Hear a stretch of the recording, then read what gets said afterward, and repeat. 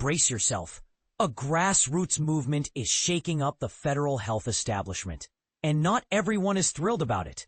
MAHA's so-called Mom's Militia is powering forward with its Children First campaign, leveraging controversial strategies that could fundamentally reshape how American health policy works. But here's where things get especially contentious. The line between activism and misinformation has started to blur, igniting debate from Washington boardrooms to social media feeds. Let's begin at the heart of the storm. A sense of urgency pulses through the MAHA movement. Even among its supporters, there's tacit agreement. This rare window of opportunity will not last. They believe a dramatic shift is on the horizon. A once favored reformer will soon confront entrenched power, turning idealistic mutiny into full-on revolution. To win, the MAHA movement, backed by determined mothers, must sway public opinion and stifle opposing voices, urgently deploying their Children First message before the moment is gone forever. Why such frantic energy? Because they know these chances come only once in a generation.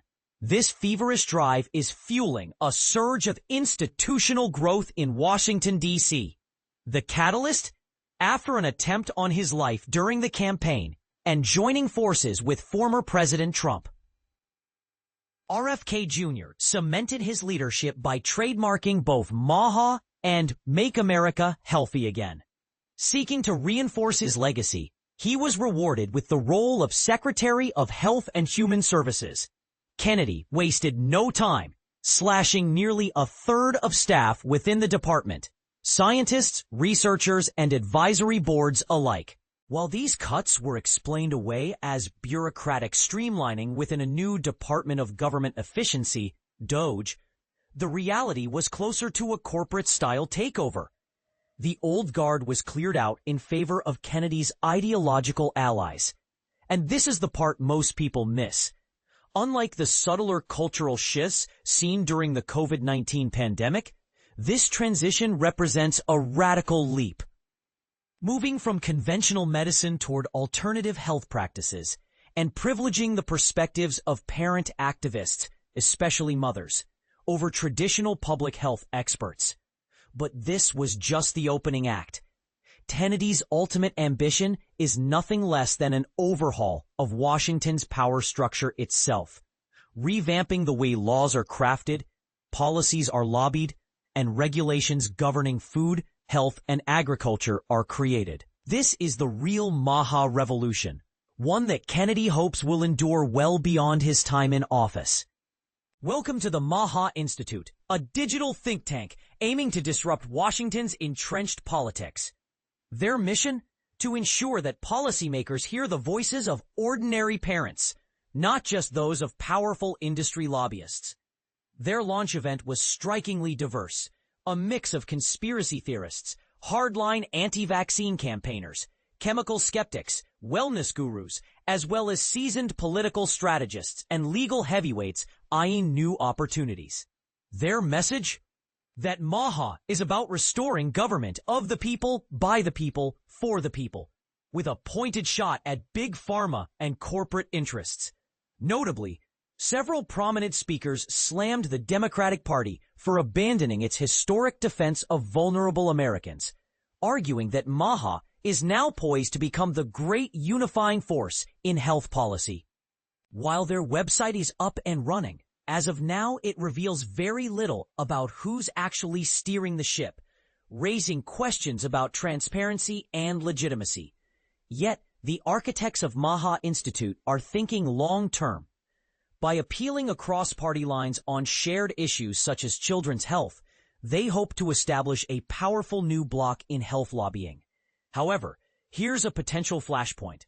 Unless they distance themselves from the movement's most radical fringes, including conspiracy theorists associated with RFK Jr., their mainstream aspirations could falter. Would purging these extreme voices help legitimize their cause or alienate their passionate base? Then there's the MAHA Commission, a novel kind of body that blurs the lines between activism and science. Traditionally, fringe theories are dismissed, but when embraced by seemingly scientific organizations, their credibility grows. Consider this. MAHA's assertions about topics like 5G, chemtrails, and raw milk would never pass muster with conventional scientists. But by producing official-sounding reports and establishing a new gold standard of research, ostensibly unbiased but often at odds with mainstream consensus, they aim to set their own standards for truth. Their first report was troubled, reportedly drafted largely by AI, and filled with unverified claims and dubious references. Still, the longer they churn out these reports, the more likely their version of naturopathic, crisis-driven science will begin to shape policy debates. Their next planned report? Tackling the roots of the American autism crisis, a move sure to be highly polarizing. Here's a question for the critics. Will the established scientific community ever accept or even engage with these new MAHA frameworks? The movement's relationship with the Ramazzini Institute, an organization on the fringes of scientific credibility, is also fraught. The Ramazzini Institute has built its reputation as a defender of independent science, although its funding mostly comes from U.S. tort law firms with skin in regulatory battles. Some in their ranks share MAHA's opposition to things like glyphosate and aspartame, but many view MAHA's leading figures as unreliable, if not outright dangerous. Recently unearthed emails reveal that even among anti-GMO scientists, MAHA activists are seen as a liability. Will the prospect of power and government influence tempt these self-styled independent scientists to join forces with the movement they once mocked? Or would doing so betray their own standards? Meanwhile, MAHA's advocacy arm, MAHA Action, led by anti-vaccine stalwart Del Bigtree, is mobilizing at lightning pace. This nonpartisan lobbying group arms activists with toolkits for letter writing, podcasting, and organizing. In essence, building a grassroots army of moms.